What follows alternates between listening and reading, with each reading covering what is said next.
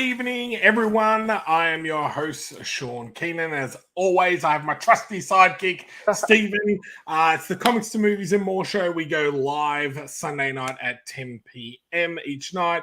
If you haven't watched the show and haven't hit that notify button, make sure you click subscribe, smash that notify button, and it will let you know when we go live. Both on Sunday nights when we do Kickstarter launches and when we do special interviews as well, which we've got a few of those coming up. One with Dan Furigal and another one with someone else. So that's going to be exciting. But Stephen, how are you on this Sunday night? I'm good. It's school holidays here in New South Wales in Australia, so it's a lot of good fun. No more early morning wake up, so I'm actually looking forward to that. The weekends I work from home, so it's actually good to not have the school rush, I would say. I wish someone would tell Peaches that, because she still gets up at 6:30. I'm like, honey, you can go turn on the TV, mate. We don't have to. You don't have to wake Daddy up at 6:30 in the morning. You can sleep in. Yeah. So we're struggling with that a little bit, and then we're counting down. We're down to the final weeks of the bub. So I got to enjoy. I reckon I got about maybe 3.5 weeks of decent night's sleep, and then it'll be gone. Next time I'm on the show, this time in a month's time, I'll have bags on my eyes, and I'll be here nursing while I'm talking to you. Going, okay, take it over. But super excited. So, and I have to say, man, congrats on such an awesome start to your campaign. See that you hit over the 10K mark for Wordsmith Volume 4. It's a great book, great series, and you've done an amazing job with that. So congratulations to you as well. I appreciate it. Thank you for the people who believe in it. Thank you for people who support it. Look, it's because of everybody who does support it, who does believe in it, that I can tell stories. And that's the greatest thanks I'll ever get, that I can tell a story. But back to your bub, I don't know if you remember, but babies work on a 6-hour cycle. I don't know if you remember all these things. Like, we as adults work on about an 8-hour cycle. So we have 8 hours of sleep and about 16 hours of doing other stuff. With babies, that's compressed down to about like 6 hours. Their day is six hours is a brand new day for them. So it's 2 hours of sleep, 2 hours of feeding, and 2 hours of whatever. They're probably just trying to figure out something, and that means they will sleep, wake, sleep, wake, sleep, wake. I don't know if you remember all that. I don't remember it, mate, but I'm going to learn pretty quick. So it's funny because we did our cesarean class this morning, and they actually talk about what you were just saying. The first 2 weeks is like a 4-hour window, and then after that it goes to 6, and then 8. And then it becomes back to then. They won't sleep through the night for about six months to about a year, depending on. Thanks, mate. Have to let you know if you haven't forgotten the pain. I remember the pain. So yes. I'll tell you what, the thing is because there's like almost 6 years between this one and Peaches. I think it's far enough away where you're like, oh, it wasn't that bad, was it? Or, it wasn't that bad. Do you remember? I can't remember it being that bad. until you actually experience it again. Then it's like, oh, God. And then I'll be like, I'll be calling you going, what did I do, Stephen? What did I do? No, we're super excited, and we've got one more baby in the family due after this. So this Christmas we're going to have 4 babies all under 12 months, which is kind of cool between me and all my cousins. So it should be great. Oh, look, I'm teasing, but there's a lot of happy stuff. Look, my biggest advice, and I always tell this to everybody, they grow up so quickly. You just take photos every day. You'll find that I think within 1 week, they've outgrown. I think you start with 00 in terms of the clothing sizes. In 1 week, they'll move from 00 to 0. and then another week they'll move from 0 to 1. This is like a kid sizing. They go so quickly. Just keep snapping photos. We've had to go out and get, would you believe it, 5 zeros. Really? So Oh wow! she's going to be a very small bub. It looks like. So yeah, they'll grow they'll grow really quickly though. They're like 5 zeros to go 4. Most started about 2 or 3 zeros. Gosh, this is 8-10 years ago for me. But yeah, I remember all those. But look, it's a lot. Look, keep taking photos, keep taking videos. There'll be a lot of really happy memories. And the thing is, you forget. And honestly, I looked through all my old photos. You remember. I remember the day she discovered she had fingers. I love that day. It was, I think she was about 6-7 months, and then she just looked at her hands and was like, "Oh my god, I have fingers." What are these things? And that amused her for I think a good 2 weeks. It's not like it was like, "Oh god, wow." And then I think a month later, she discovered she had toes, and that was like, "Oh my god, I'm not going to show you my toes on the stream. Don't stress." But she discovered she had toes, and it was like, "Oh my god!" And she hold the feet up and it's going, "Wow, toes! Oh wow!" And I swear she was amused for hours and hours, just holding her feet up, looking at her toes. Did everyone think that they were going to come on and see two gushing dads talk about their daughters on a comic show? Probably not. But we better say hi to the chat before we get into everything. So we can see that Sazzy Gal is here. Hello. Hope you're having a good evening. We've got the one, the only Grace. How are you? Moira, nice to have you back. It's been great to have you in the back in the loop. You've had conventions all these weeks prior, so it's glad to have you back. And Jackie, mate, we need to get you on the show and talk celebrity hunting. That's what I want Jackie on. I want Jackie on the show, and we're going to talk about how he gets in front of some absolutely amazing celebrities, and and also to kind of get his Jackie's an artist himself, like when he's drawing pictures of certain people, like how he feels when he gives it to them and their reaction as well. So Jackie, if you're still there, mate, we are going to get you on the show very soon. So and Grace has said congrats, and the man, the myth, the legend, it is Mandeep. Yes, how are we? So I'm going to embarrass Jackie a little bit, but did you know, like, you probably saw his latest post. He actually went to the latest Thor premiere. He got the shout out from I'm going to butcher his name, Taika Waititi. He got the shout out from there. Oh, dude! And just a couple of weeks earlier, he went to The Boys season 3 launch. I don't know if you saw that one. No, I didn't see that one. What was the?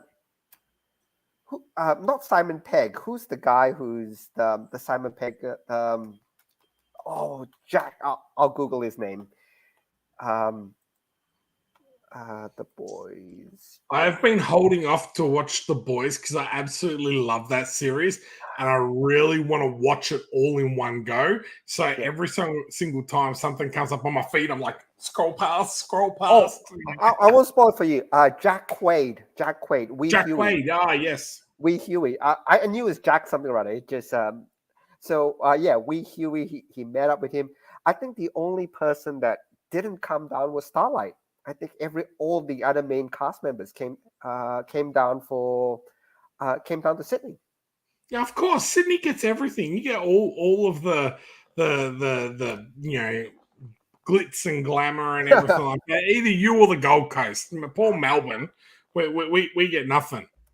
So. Wait, you get the Australian Open, you get the Formula One, you get AFL Grand Final. Yeah, basically even the NRL Grand Final. Like that's the for those who don't know, there's 2 rugby codes in Australia. One is AFL, which is very much Victorian based. One is NRL, which is very much New South Wales based. That's not too rugby. Rugby is union and league.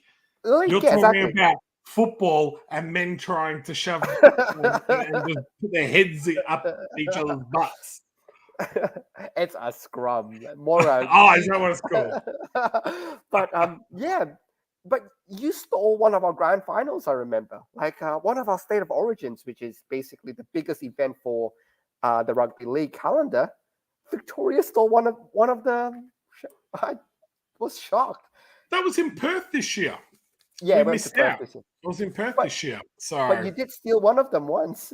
We did quite a few times. I think it was about 3 or 4 years there that we did. It was very interesting for us because we used to have State of Origin in AFL, but they were so worried about getting injured. We had some like absolute superstars, be out for a whole year doing their knee or something like that, playing footy, that they end up stop doing it. And we do have the international one with the Irish that they do I think either every 3 or 4 years, but even that's been off and on because it ends in some biff and everything, which I don't mind, but yeah. It's like the NBA in the US, where some players are on like $100 million contracts. If they get asked to play for the Team USA, they won't play. It's just like, if I heard, or even for the Boomers, like you had like Ben Simmons was like, I can't play because I'm like in between contracts, and there's been other players, but then you got players like Paddy Mills going, I tell you what, I love you, Sacramento, but I want to play for my country and everything like that. So it's quite a hard decision to make, especially when they say, well, if you get injured, we rip up your contract. So you're talking not quite a rip up, but basically there is an injury clause in all contracts that if you're injured outside, like if you hurt yourself playing for your team, they usually cover you. But if you hurt yourself on an external event, they'll go, you have to take leave. And basically, imagine this. They get paid, like, imagine a $100 million contract. That's like $2 million per game. You miss every game, you lose. That's your loss. Yeah. And you're going, nah. But if you hurt yourself during one of those games, you're still covered because you say, hey, look, I was playing for you.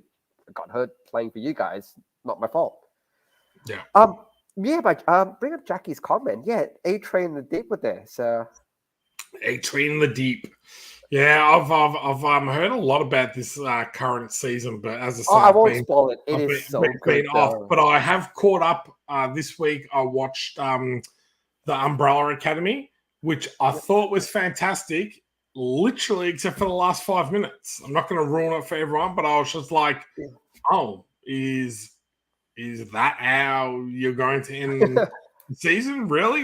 And then I'm waiting, going, they're going to show like something happens afterwards and everything. I'm like, no, this is how they're going to end it. I'm like, okay, that's so I'm trying to work out whether they're having another season because I thought this was the last season, and if it was and it finished like that, I was very. Don't spoil it. It's on my list.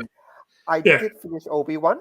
And I have to say, the only thing that really took away from Obi-Wan is there was no tension. And again, not blaming the series' fault. I just want to be clear. Darth Vader was never going to die. Obi-Wan was never going to die. And if you remove all that tension, even if it's implied tension, you think, it might happen. It's not going to happen. And so the final sequences was really, it was a fantastic sequence. Actually, I do like the idea where they used the Force while fighting. That's something which you don't. It's been done in the video games, but it hasn't really been done too much in the actual, in canon, in the movie canon. It hasn't been done before. So I thought it was really nice. But when you remove the tension that nothing is going to happen to either of them, it does take that away. And that's the one thing I hated, knowing what's going to happen. I think they tried to do that with the female character, but she wasn't in it long enough to have her, spoiler alert, death kind of have a real impact type of thing. It was like, oh no. But even but it wasn't. It wasn't. Oh my god! yeah. Not you! I don't want you to die. No, But I do you love. didn't love her. You didn't love her. You didn't No, get to really. she was a good character, but Yeah.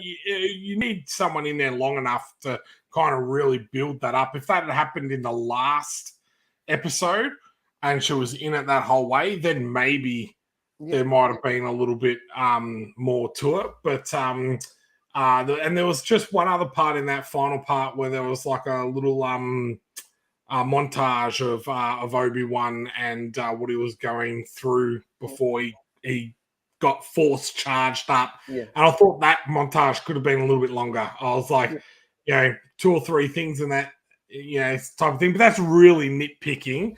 But the flip side of that is all the one-liners that tie into the original films was just phenomenal. And if you haven't seen the memes of what Vader says to Obi-Wan, you've been living in a cave, because it's like almost every second post on my social media. But some of those one-liners, like for a long-standing fan, I was just like, that just ties it in beautifully. And then the way it finishes, kind of leaves itself open to a second season, which I think is kind of cool as well. So, but there's a couple of questions here.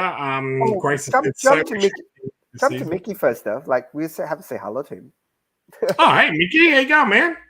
Hope you're doing well. Mickey's got a Kickstarter going as well called Shield Breaker. So we'll have to get him on soon as well to talk about his projects. But Moira has said, have I caught up with Stranger Things? I'm literally up to I'm just starting episode 4. So I was and I'm looking up like that because as you can see, my projector is on. So I just watched the first 3 episodes, and my God, is that good? It gets better. It gets better. Oh, really? Wow. Well, I wanted to watch it with Lizzie, but she does not like horror whatsoever. And there is no, as I said, I've only watched the first 3 episodes, and I walked out to get my glass of water. And I said to her, I've gone, there is no way you would sit and watch this. I've gone, you would absolutely No spoilers though, but I wanted to watch the last. You know how they had a break? How they showed everything, then they left the last 2 episodes to, I think just got released like a couple of days back. So I was really excited. I was planning to watch the last 2 episodes this morning. The first the penultimate episodes almost 1.5 hours. I didn't realize that. I thought there was standard 1 hour episodes, and the last episode is 2.5 hours. I was going, oh gosh, I budgeted about 2 hours of my morning before everyone woke up to watch those 2, and I'm going, that's a 4-hour investment. I can watch one. Now, Moira's saying that there's a 5th season, but isn't this 4th season supposed to be just a part 2? It's actually not a whole new season. I don't know. Is that what you're saying, Moira, that there's a 5th season of Stranger Things? Because my understanding was that there was going to be a part 1 and then a part 2 released, not as far off as we think. But yeah, I could be wrong. Especially they did split this season 4 has been split into 2 parts. So they had, I think, 7 episodes, and then the final 2 episodes came later. But okay. But the final 2 episodes aren't standard, the usual 1 hour-ish episodes. I think episode 8 is like I said, 1.5 hours, and episode 9 is 2.5 hours. So episode 3 was 1 hour and 17 minutes, and I'm just looking at episode 4 here, and that's literally 15 seconds under 1 hour and 19 minutes. So you're practically talking about a movie length, like an hour and a half movie type of thing. But and I'll put up Moira's comment where she said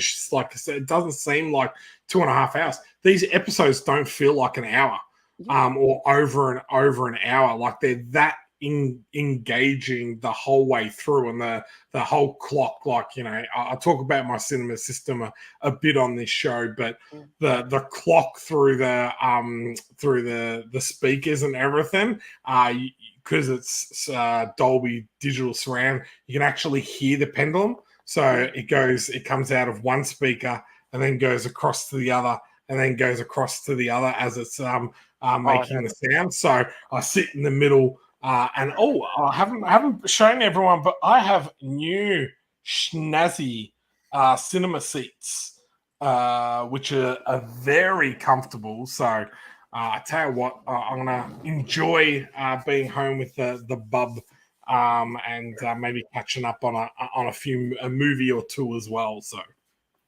Awesome. Oh, look, I like I mentioned, I think we're talking off air. I haven't got into Vikings, so and I know you want to talk about Vikings today. Tell me about it. Like, should I, like, how many seasons? How much should I invest in it?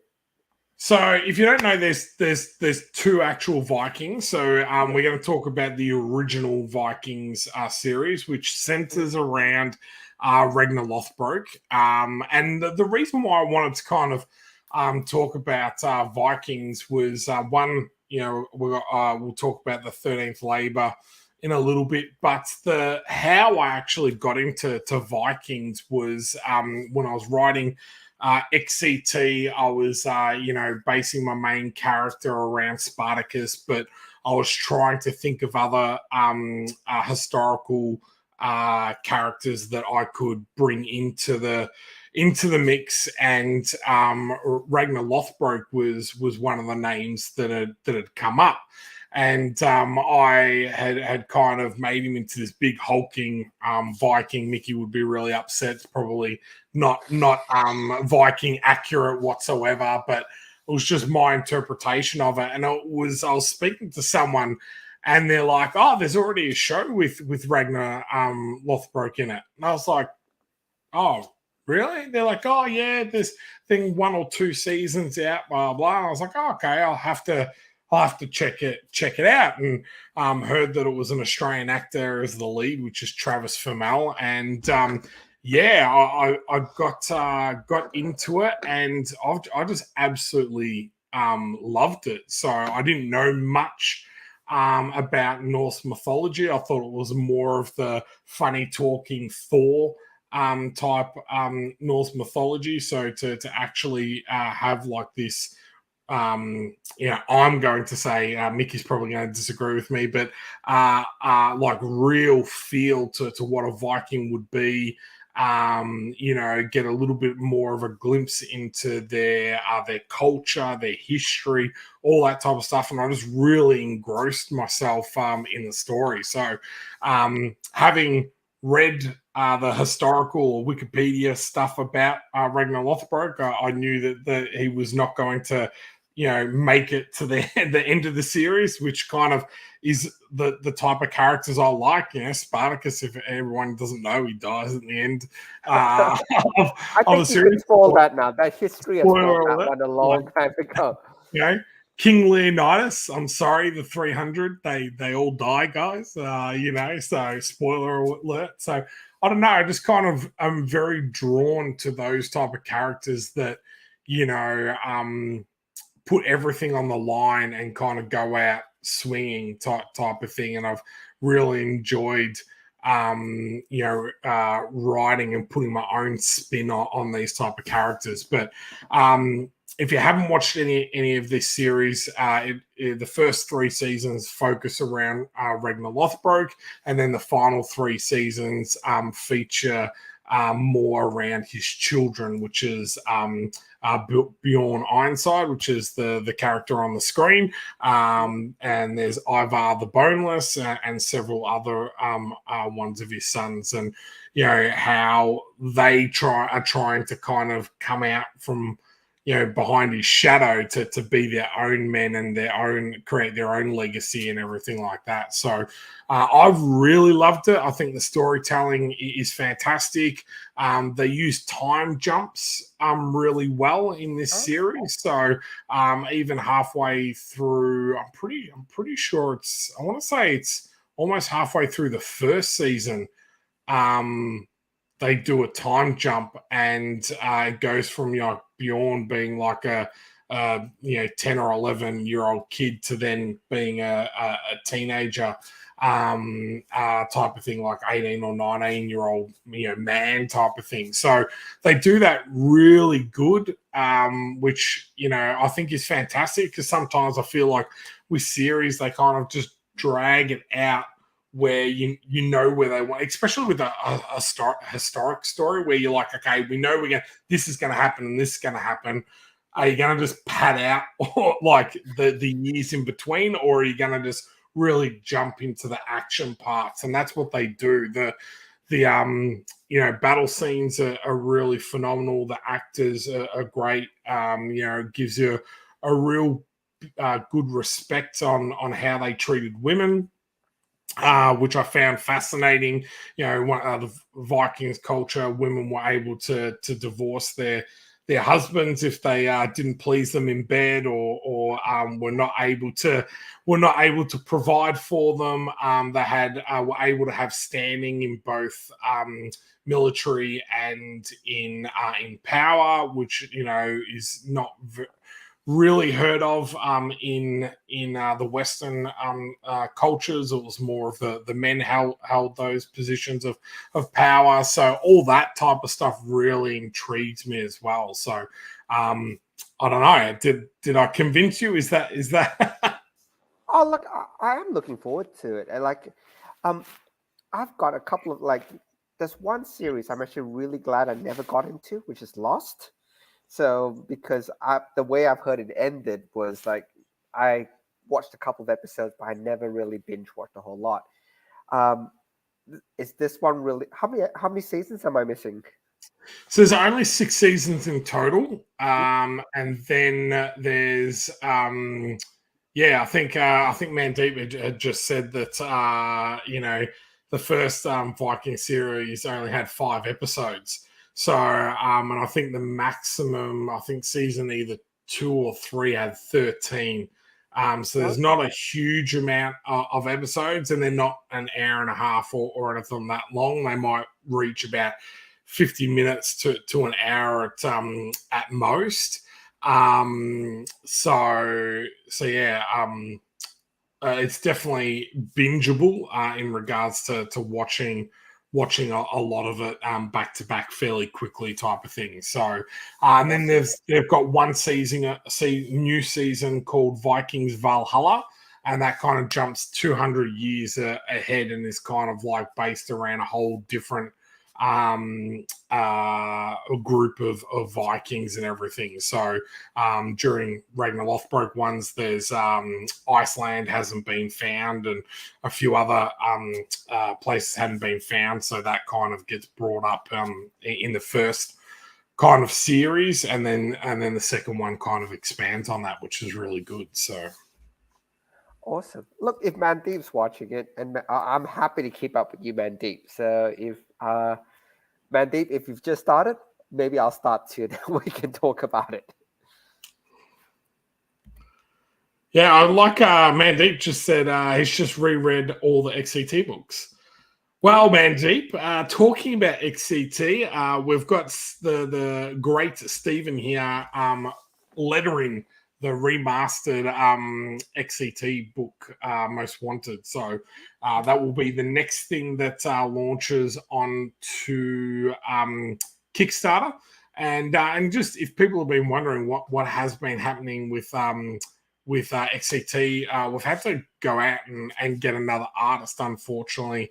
Alexander Malashev has been picked up by Ubisoft and is doing some work for them, which has kind of not left him much time to do independent work anymore. So all these people I feel like that have worked on XCT, it's like they're it's got the golden touch. You've got Jerry, who's now works for Blizzard, Warner Brothers. He's now working on X-Men, the X-Men animated 97 series. You've got Eddie Nunez, who did the Achilles story that you relettered, Steve, and he's did the He-Man Master of the Universe with Kevin Smith. you know, if I had another few people go on and do other stuff as well, it's kind of exciting to see so many people have played in this universe and gone on and done some pretty amazing stuff. So I know. And look, and all power to them. It's really, really good to see them getting recognized and getting more opportunities. I'm just going to share one thing. Give me one sec, which I'm actually. A sec. I don't know if you can see it. Has it popped up? Could you make it full screen? So look, I had lots of fun with it. So I love it. I'm really, really glad you decided to go back in. So I don't know the people who actually know about this. This is from Most Wanted. And although I like the black and white, don't get me wrong, I think it's nice. It was really cool to actually go back in time and actually color it in, because I think it looks spectacular. I think it looks amazing. It really does. I just, it's really chalk and cheese, and there's just little things that make so much better, like that up in that top first panel. Just you using the blue in the in the box rather than just making it a plain white box, you know, because everything was just black and white. And this is Lauren Marshall's or Armstrong's now, Lauren Armstrong's artwork, and it really lends itself to colors. And then even with the other ones, like I was a little bit surprised myself at just how much better they were in color. Like it just felt more like XCT. So yeah, super excited to kind of get this out. I think we're on to the last two short stories, and then we'll be done and ready to go for that one as well. So I'll bring up the other one because this is both done by Wilson, if I'm correct. But you can see that Wilson actually has done really well in terms of color palettes. So I'll show you. You saw the other one just then, which is the blues and the and then I'll show you this one, which has a totally different color palette, which I think is fantastic. Give me a sec. I'll put this up, and then you can just share it. Same colorist, but check out the different color palette. Yeah, I tell you, so Wilson Go is our colorist, and he's colored XCT from pretty much, I think, book 2 onwards. So he's been coloring my stuff, you know, pretty much from the get-go. But I tell you, over the last 12 to 18 months, his you know, coloring has just gone to an absolute another level type of thing. So you know, it's been really good that he's been able to have a little bit of a play with each of the different artists, and then use different palettes on different the different ones. Like the dragon one is very similar to this kind of palette. The Achilles one is a very bright color as well. The Tanawa is more of a you know, dark you know, nighttime, so a lot of you know, shadows and everything like that. So it's really cool that he's been able to, you know, do all of this and it's the same colorist, you know, type of thing. So yeah. If you are, and I've been lucky enough to letter this, so I've actually been lucky enough to look through all the. If you didn't know better, you would think they're all done by different colorists, which is a mark of a good colorist because it actually fits the scene very well. You would think, for example, if I showed you both the Frost Giant and this one, you would think they were done by different colorists, which is great, which is absolutely great because it suits what the story needs to tell you. Yeah, and I think that's where he's really changed.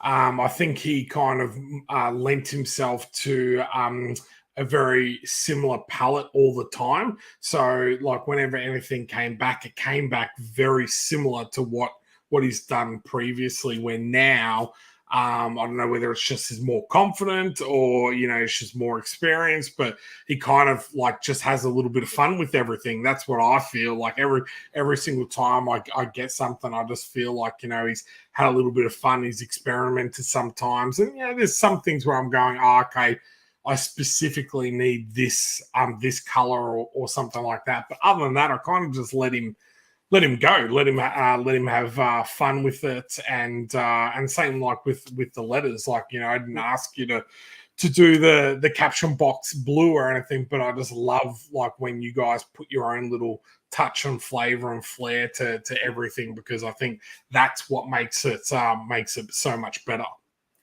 Oh, it's always a lot of fun. And look, and thank you for trusting.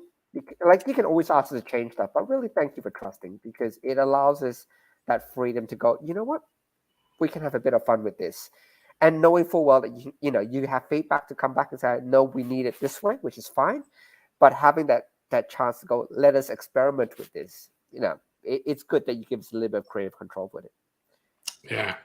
Well, moving on to our current Kickstarter, I would love to play the video for the current Kickstarter. It's done by Nathan Furigal again. It's absolutely phenomenal. I feel like every time I say this, I'm like, each trailer just keeps getting better and better.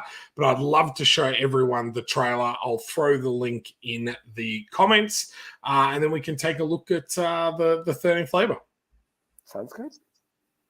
What's up, everybody? My name's David Gay, and welcome back to the 13th flavor.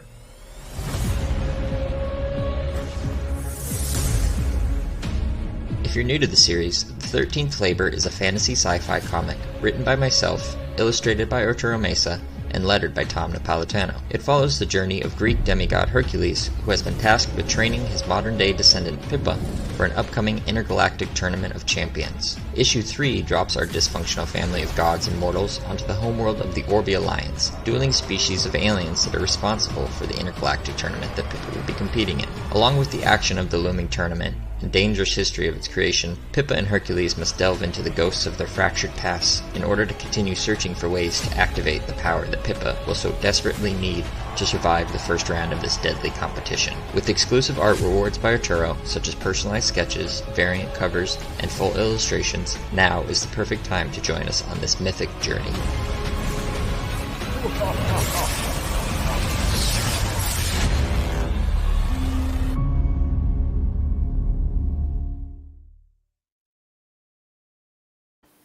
See what I mean? I love it.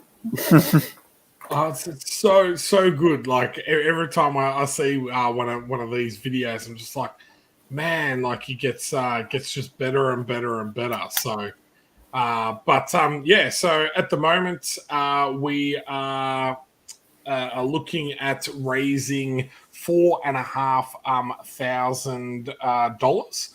So at the moment, we have raised $2,119, 54 backers, and it looks like someone just backed, because like literally 2 seconds ago it was 53. So thank you to whoever just backed. So I'm just super excited about this book. It's such a great story about loss. A great story about triumph, and it's got great visual arts to it as well. So Let's scroll down. Let's look at some of your pages. So of course we've got the cover straight off the bat. So that's the standard cover that kind of goes with all the other covers. And then we go straight into the pages. So the artist is Arturo Mesa. So he's a Spanish artist. And he has got a very unique style, which I think is very cool. So the first, I think, 7 or 8 pages are up here. And it kind of talks about how the Galactic Tournament is started. And it introduces you to the big bad. So this guy's the big bad, and then it just brings you into the tournament, and what happens if you lose. And then introduce you to Pippa, who's just been dropped in the middle of all of this. So, and she's going to be the hero of the story. So, which is kind of cool because there's a little bit of misdirection in the first issue. If you haven't read it, you can pick up all 3 issues with this campaign. But there's a little bit of a misdirection in issue 1. I think that kind of just adds to the story and the characters as well. So actually, that brings up a good point. So look, I backed 1 and 2, so I'm looking forward to this one. But let's say people haven't seen this at all. Can they get in just on the digital? What can they do to get caught up? Let's say I want a physical copy of number 3, but I don't want to go back to buy the back issues, but I still want to catch up. Does the digital allow me to catch up? What have you? Yeah, correct. So we do the digital by itself for those that just want this issue and they already have the other ones. We've got our digital pack, which has all 3 issues, so 1, 2, and 3, plus a couple of extra comics that some friends have supplied for this PDF pack, which is really cool, which is hallowed The Secrets of Willow Mist and Wooligan Into the Darkness. So I've kind of tried to keep the theme very similar with our PDF pack. But after that 11 one, every single physical reward after that also has the PDF pack. So with the add-ons, you can add on the physical issue 1 and 2 if you want. But if you're like, look, I just really love this cover for issue 3, so I want to get just this, you can definitely do the catch up just digitally, which is I think a fantastic way for international backers to kind of jump on board as well. Oh, definitely. Now, who will like the 13th flavor? Well, anyone that likes, Why the Last Man, 300, 47 Ronin, League of the Extraordinary Gentlemen, or other history and alternate history epics. People who like movies like Clash of the Titans, Immortals, Hercules, Spartacus, and other tales of heroic deeds, or people that absolutely love quality independent comics. So I know a lot of people that are watching this show have either backed it or are watching it. Do see Mandeep has put a really cool comment there that he backed it yesterday. Thank you very much, Mandeep. But both Stephen and I really pride ourselves on the quality of the books that we produce, so that when they get to you, that they are of a high quality and can stand up to any other comic book on the market that's put out by DC or Marvel or any of those. So so if you like any of that type of stuff, or whether you just like Stephen or me, back our project. So that's another reason. So it's been created by 2 people that are not part of COMICS2MOVIES. We've brought them on board, so we're printing it and distributing it and all that on behalf of the creators, which I've something I've been really passionate and wanted to kind of do over the last 12 to 18 months. So this series is the first series that we're doing that, and it is an 8-issue miniseries. So we do definitely have an end to this series. Issue 3 is 100% completed, and all of the projects that we've already had funded under COMICS2MOVIES we've fulfilled. So you can back and back with confidence to know that you're going to get this as quickly as possible. So we've got the variant cover, which I absolutely love. I used to love wrestling, especially in the 90s. So I think that's really cool. So this is one of the ones where you can design your own cover, and we talked about this last time and last week, even with your campaign. I stole this from you. I freely admit I stole that idea from you. So I love the idea because it's the first one that's a tournament issue. So I love the idea that the guy came up with, being at like a wrestling thing. But he had himself drawn in, which I thought was really cool. So the two previous design your own covers, actually they had come up with a cool idea, but they actually didn't get themselves drawn onto the cover. But this guy was like, I'm not going to waste the chance. And I'm not 100% sure, but I believe that could be his children. Oh, okay. Which I think is really cool. I think that's just a very cool touch in regards to being able to add your family into something. So I absolutely love that cover. So that's the variant cover. It's going to be 32 pages. It's full color, 150 GSM quality paper. I know Stephen loves to talk about the paper and everything, so it's a very cool paper. In regards to the production timeline, we've got until the 24th of July to get those funds raised. We'll get the funds 2 weeks after that. We will go to print pretty much as soon as we have those funds. So we're getting it collated together as we speak. So as soon as the campaign ends, we'll go straight to print.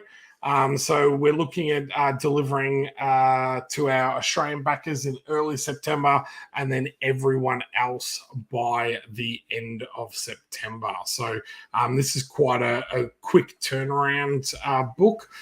So I'm super excited to be able to do that as well. So I think that's really good. That, like, one of the things that I think,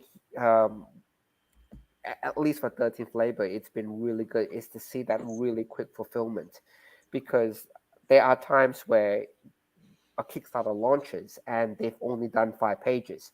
So, and they thank you for, helping to fulfill the dream.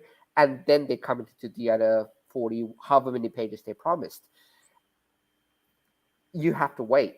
You don't have to wait for this one, which is fantastic. And I don't think it's a bad thing. Like, to be fair, some of my projects I haven't quite finished when I launch it, and it takes time to get it launched. But if you have one that's ready to go, that's always amazing.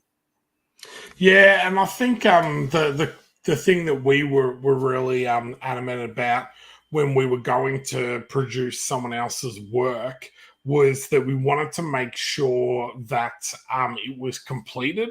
So that I knew that they were invested. So I knew that they were like, okay, I've got some skin in the game. I'm gonna, get this completed, and I trust you that you'll be able to, go to Kickstarter, raise the funds to get it printed, and be able to do the rest of the side of things. So that's one thing that I've been really, adamant about when I look at taking on works, is that there's a certain amount already completed, so that we can do that really quick turnaround. So my understanding is that issue 4 is almost completed. It just needs to be lettered.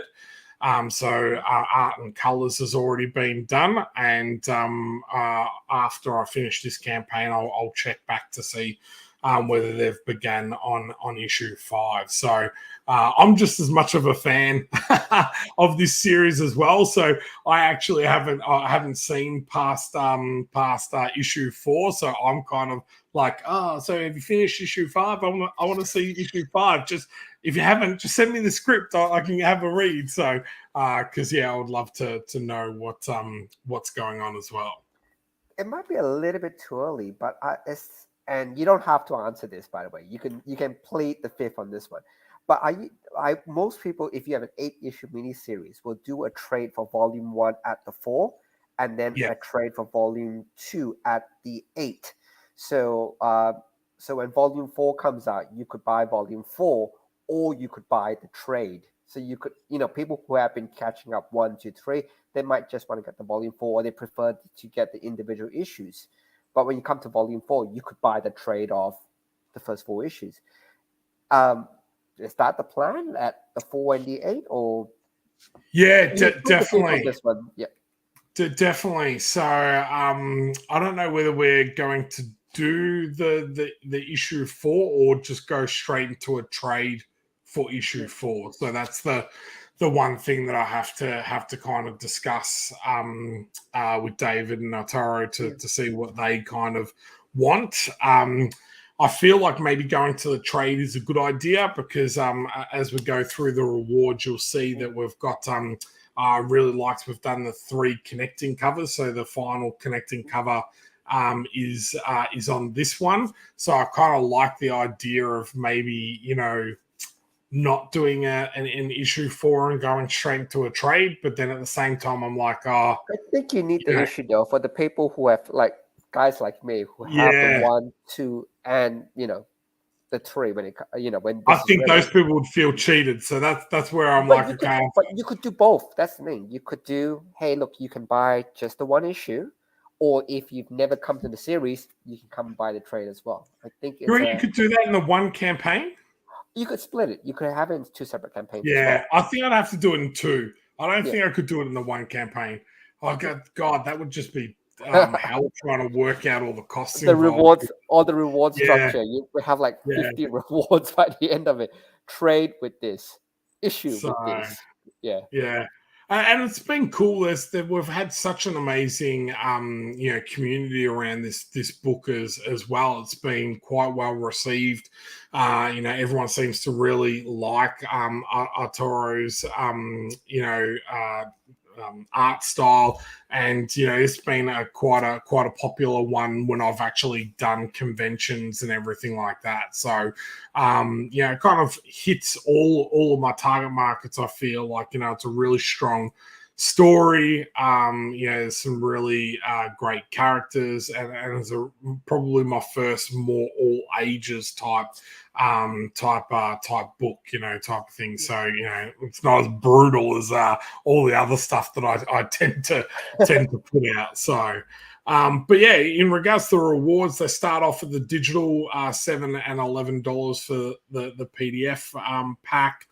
And then we go into the physical ones, which is $15 for the standard cover, $20 for the variant cover, plus you get a exclusive A5 print, which I absolutely love this splash page. And if you notice and have gotten this tier for the last 2 rewards, all these splash pages have a poem on it.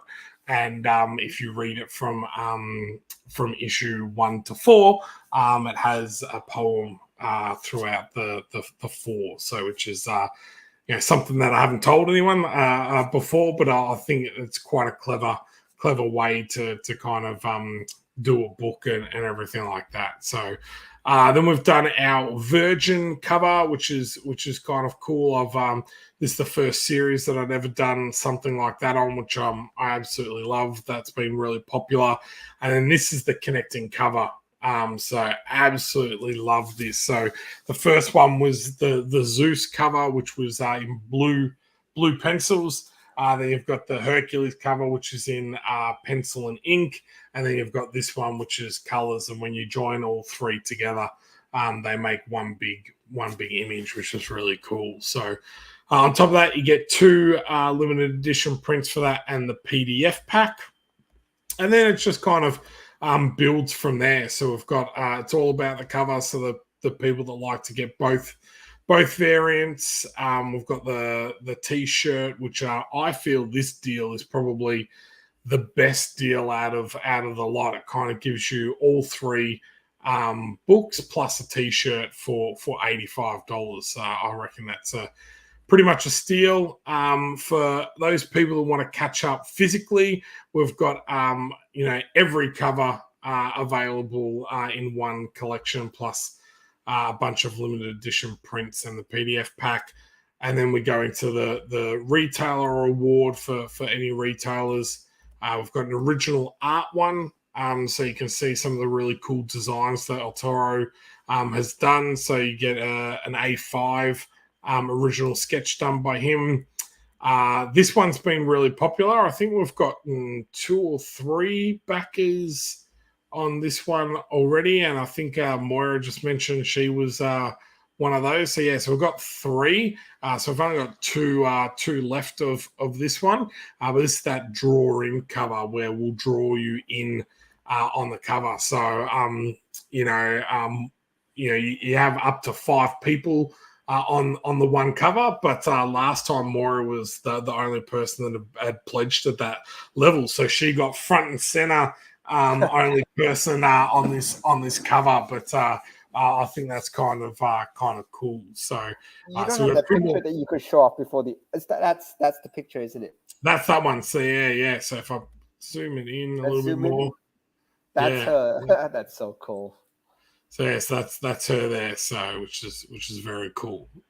Then we've got get a full digital color commission from Altoro. So if you're a creator and you want something yourself for Altoro, or you just want a digital commission for something that you can print and then put up on your own wall, this is a really cool and seriously at $350. That's an absolute steal for him to do a commission at that kind of price. And then my favorite, design your own cover. So the design your own cover is always for the next issue. So it will be for issue 4, and you get I think it's 10 copies of those of the exclusive drawing cover. And that's the actual variant cover for the next issue, and then you actually get credited as well as the cover designer in the actual comic as well, which I think is kind of a little cool thing. So if you're after a credit, a comic credit or something like that, it's kind of cool to be able to do that as well. It's like being an executive producer, isn't it? Yeah, that's it. And then finally on those is just your add-ons. So we've got the issue 1 standard and variant cover, standard cover for variant 2. So this is the design your own cover. So someone actually come up with a Cerebus like a sled, like Santa type thing, which I thought was absolutely hilarious. And they're eating magic mushrooms and I just thought that was hilarious. That's the variant. We've got a couple of the Virgin, so all of our add-ons are all limited because we only printed say 50 of the Virgin cover, 200 of the variant cover, and we're not going back and reprinting these. So if you do want to pick them up as add-ons, they are all limited, and you can only get a certain amount of those. Then we've got the Virgin cover for issue 2, and then we've got these really awesome connecting covers. Again, now only printed to 50. So we've got the Zeus and the Hercules one, and then we've got our stretch goals as well. So we're aiming to get 150 backers and reach $6,000. So even though our goal is $4,500, our real aim is to get up to 150 backers and get to that $6,000 mark, and all those funds go towards the production of this book, shipping, and then the continuing production of the rest of the miniseries. So that's all of that. So get on it. I'll chuck the link in again. Thank you to everyone who was already backed. I really do appreciate that. But yeah, sharing the link out as well, telling people about it, that would be fantastic. We're trying to push to about $2,500 by the next couple of days type of thing to keep this chugging along. So yeah. Oh, that's awesome. And look, your timing is absolutely perfect because we actually are coming up to the hour. So again, thank you everybody for listening in. And if you haven't checked it already, all the links are in the comments. Please do check it out and help spread the word. This is a really good looking campaign. So get as many eyeballs as you can on it. Yes, that's it. Well, before we go, I'm going to, because I love it, I'm just going to play that video one more time. before we leave. But thank you, everyone, for coming along. Thank you for supporting both Stephen and I on both of our projects. And we look forward to seeing you next week, same time, same place. And have a great weekend. What's up, everybody? My name's David Gay, and welcome back to the 13th Flavor.